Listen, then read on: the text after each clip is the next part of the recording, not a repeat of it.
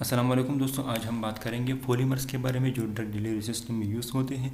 तो पॉलीमर का जो वर्ड है ये ग्रीक से डरा हुआ है। पॉली का मतलब है मैनी एंड मेरोस का मतलब है units. So polymers are large molecules made of small units called monomers. Small units monomers combine होकर लार्ज मॉलिक्यूल बनाते हैं और उस लार्ज मॉलिक्यूल को हम पॉलीमर्स बोलते हैं। पॉलीमर्स जिस प्रोसेस के थ्रू बनते हैं उसको हम पॉलीमराइजेशन बोलते हैं। तो polymerisation actually a process through which small monomers combine and form a large molecule called polymers, and the bond between the monomers is covalent bond usually. So types of polymers: homopolymer and copolymer. So homopolymer का मतलब ये है, ये एक इस तरह के polymers होते हैं जिसमें सेम तरह के मोनोमर्स होते हैं। सेम तरह के monomer, same identical monomer combine होकर पोलीमर बनाते हैं और उस पोलीमर्स को हम होमोपोलीमर बोलते हैं। जिस तरह आप एग्जाम्पल में देख सकते हैं, ये चार जो यूनिट कंबाइन हो गए हैं, इसने जो पॉलीमर बनाया है ये होमोपोलीमर कहलाता है, क्योंकि इसके जो यूनिट, इसके जो मोनोमर्स है वो एक जैसे हैं। आप देख सकते हैं ये भी ए, ये भी ए, ये भी ए, ये भी ए, जो चार मोनोमर्स के कंबाइन होकर होमोपोलीमर बनाते हैं। इसका एग्जाम्पल है पॉलीइथाइलिन। कोपोलीमर, कोपोलीमर हम उन पॉलीमर्स को कोपोलीमर बोलेंगे जिसमें तकरीबन दो या दो से ज़्यादा मोनोमर्स ऐसे हो जो डिफरेंट हो। आप इसमें देख सकते हैं इस चेन में तकरीबन दो जो है ये डिफरेंट मोनोमर्स कंबाइन हो गए हैं, तो इसको हम कोपोलीमर बोलते हैं। कोपोलीमर में दो या दो से ज़्यादा डिफरेंट मोनोमर्स कंबाइन होते हैं चेन में, और होमोपोलीमर में एक जैसे मोनोमर कंबाइन होकर पॉलीमर बनाता है, तो उसको हम होमोपोलीमर बोलते हैं। जबकि कोपोलीमर में डिफरेंट मोनोमर्स कंबाइन होकर जो पॉलीमर बनाता है उसको हम कोपोलीमर बोलते हैं। इसका एग्जांपल है कोपोलीमर का ethylene vinyl acetate.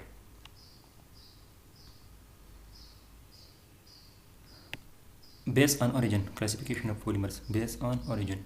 So natural polymers, natural polymer में प्रोटीन में हमारे साथ है कोलेजिन, केराटिन, एल्बुमिन। ये जो है ये प्रोटीन है, एग्जांपल है, और ये भी पॉलीमर्स में आते हैं, लेकिन ये नेचुरल पॉलीमर्स हैं।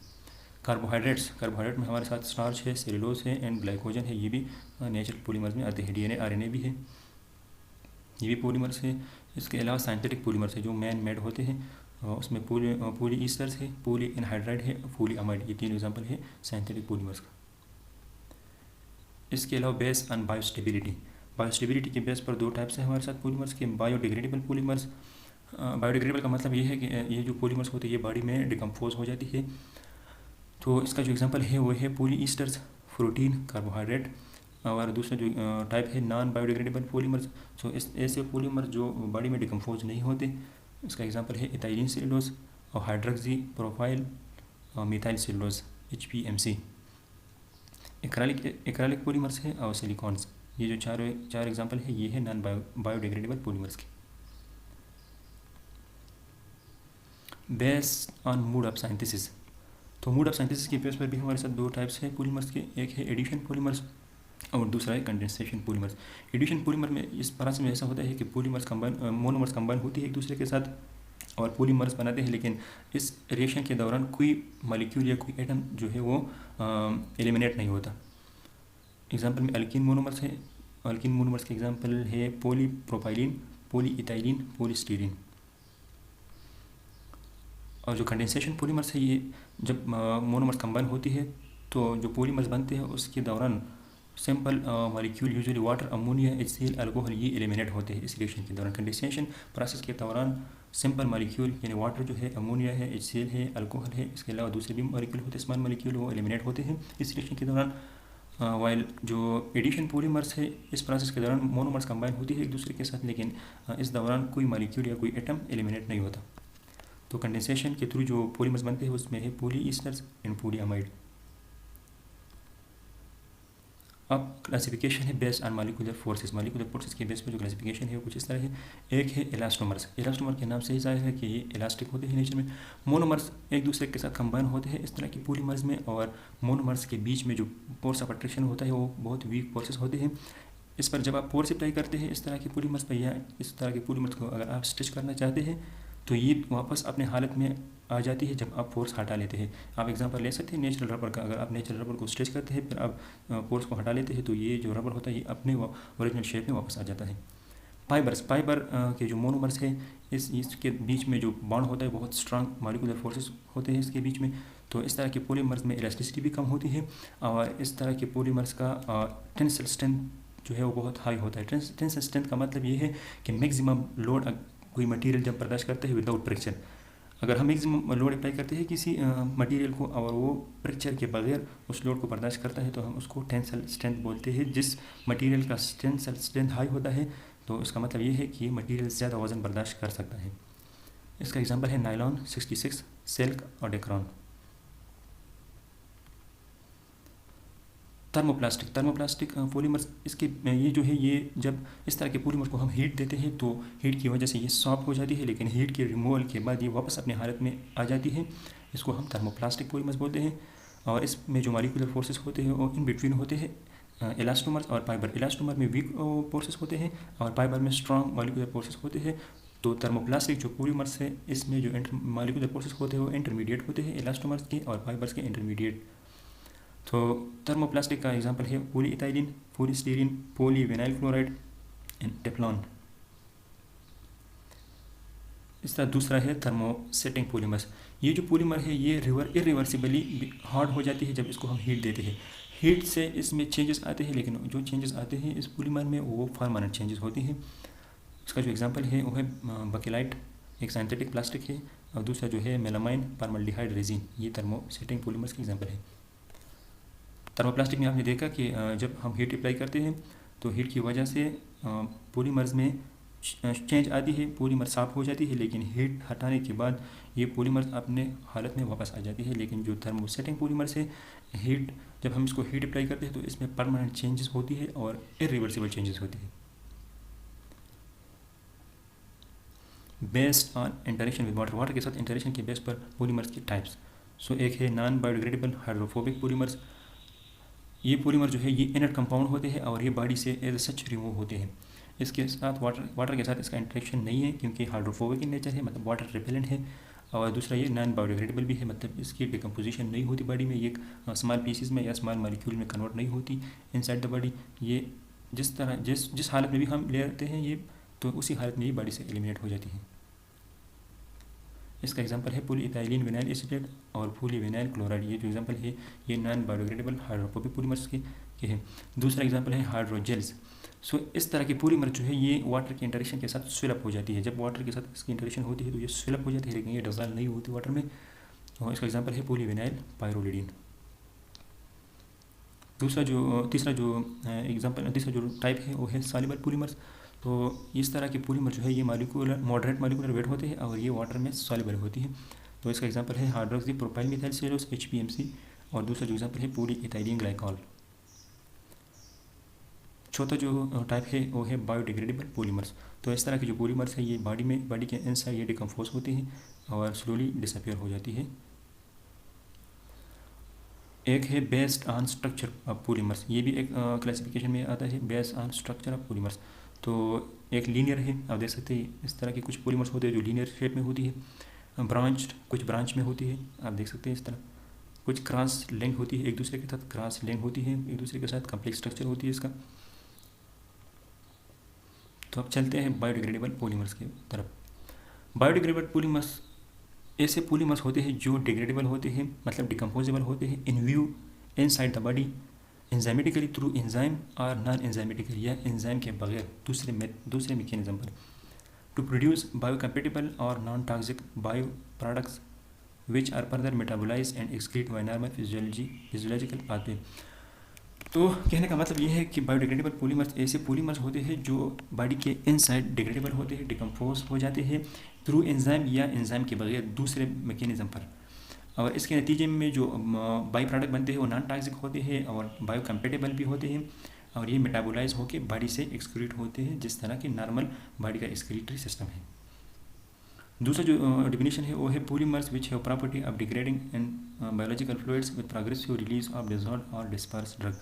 सेम वही चीज़ है, बायोडिग्रेडेबल पॉलीमर्स वो पॉलीमर्स होते हैं जिसमें ये खसूसियत होती है कि वो डिग्रेड हो जाए बॉडी के फ्लूइड के अंदर और इन पॉलीमर में जो ड्रग मौजूद होती है उस ड्रग को स्लोली रिलीज़ करें। आप देख सकते हैं ये एक पॉलीमर है, इसके अंदर जो ब्लू कलर आपको देख रहे हैं ये हमने ड्रग इसमें क्लोज की है। तो जब ये बॉडी के इनसाइड जाती है तो पहले पॉलीमर्स डिग्रेड हो जाती है, इसके बाद इसके अंदर जो ड्रग है वो रिलीज़ हो जाती है।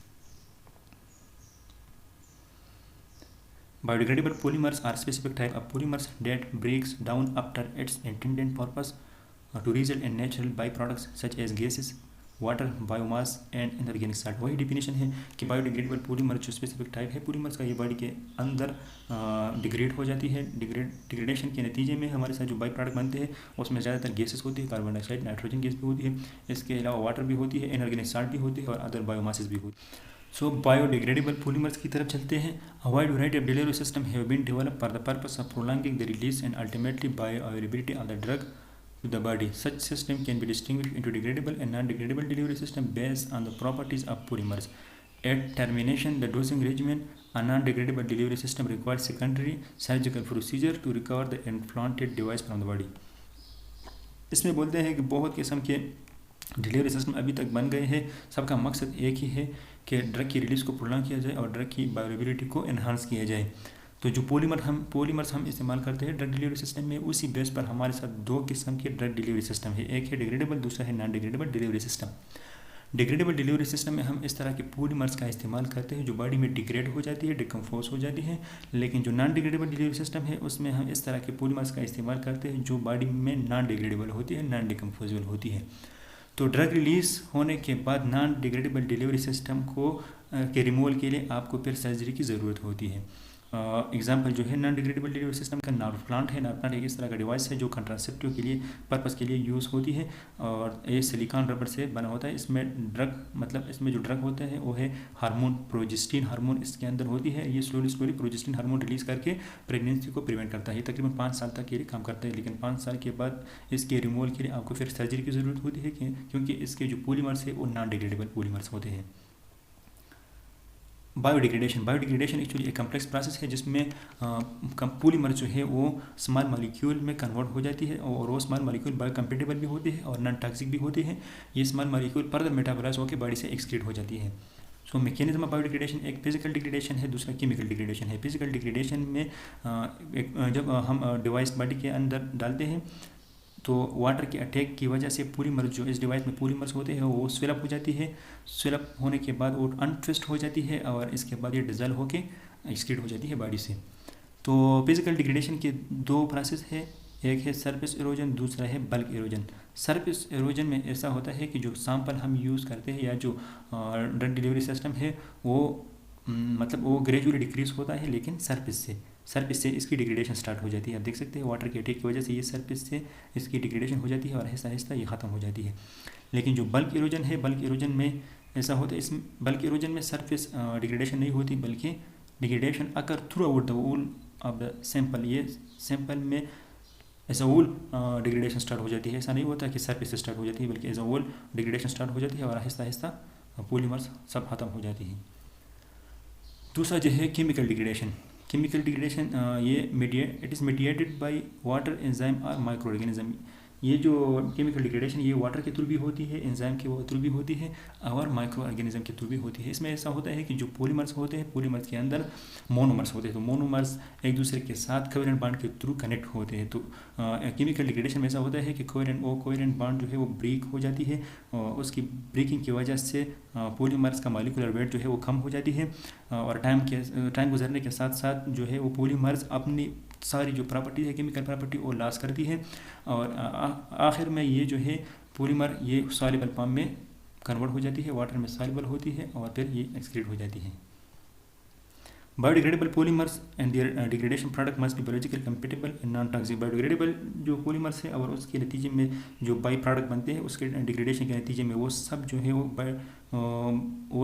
बायोलॉजिकली कंपेटेबल होते हैं और नॉन टॉक्सिक भी होते हैं।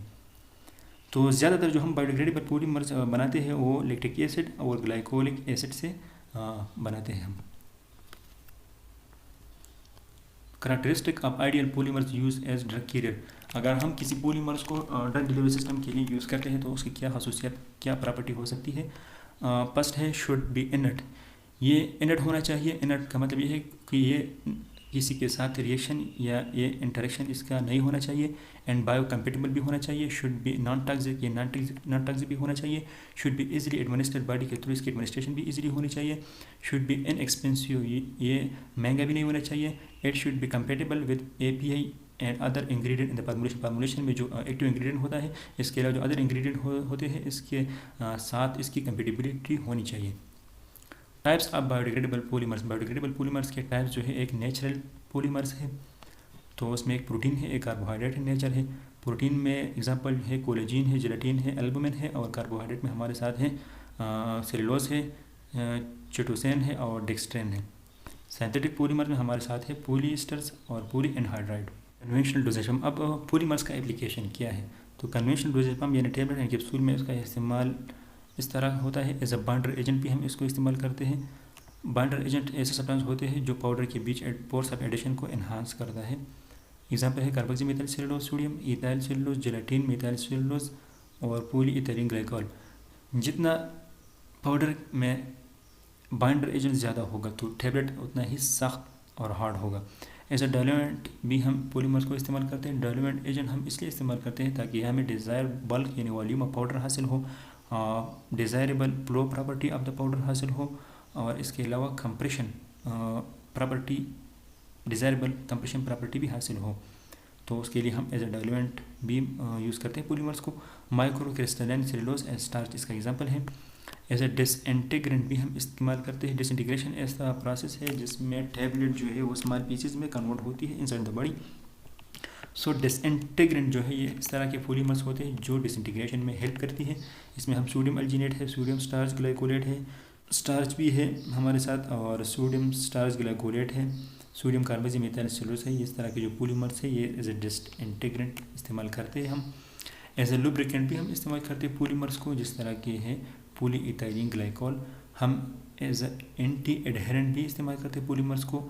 एंटी एडहेरेंट में लिखते हैं कि prevent tablet ingredient from the sticking to punches and dies during production. जब हम प्रोडक्शन करते हैं टैबलेट का तो बाज़ औक़ात पाउडर जो है वो स्टिक हो जाती है पंचेस और डाइज के बीच में, तो इसको प्रिवेंट करने के लिए हम एंटी एडहेरेंट यूज़ करते हैं। उसमें हमारे साथ है स्टार्च। एज एंटरकोटेड भी हम पॉलीमर्स को यूज़ करते हैं। एग्जांपल है सेलुलोज एसीटेट तलेट। लिक्विड में हम इसको विस्कोसिटी इन्हांसर के थ्रू के लिए इस्तेमाल करते हैं। ये पॉलीमर जो है ज़्यादातर पॉलीमर वो विस्कोसिटी इन्हांसर है, वो विस्कोसिटी इंक्रीज़ करता है लिक्विड का, या लिक्विड के जो फ्लो प्रॉपर्टी है उसको कंट्रोल करने के लिए भी हम पॉलीमर का इस्तेमाल करते हैं। सेमी सॉलिड में जेल प्रिपरेशन में हम इस्तेमाल करते हैं पॉलीमर्स को। आयरनमेंट में भी हम इस्तेमाल करते हैं, और एंड ट्रांसडर्मल पेचेस, और जो ट्रांसडर्मल पेचेस हम बनाते हैं उसके लिए भी पॉलीमर्स का इस्तेमाल करते हैं हम।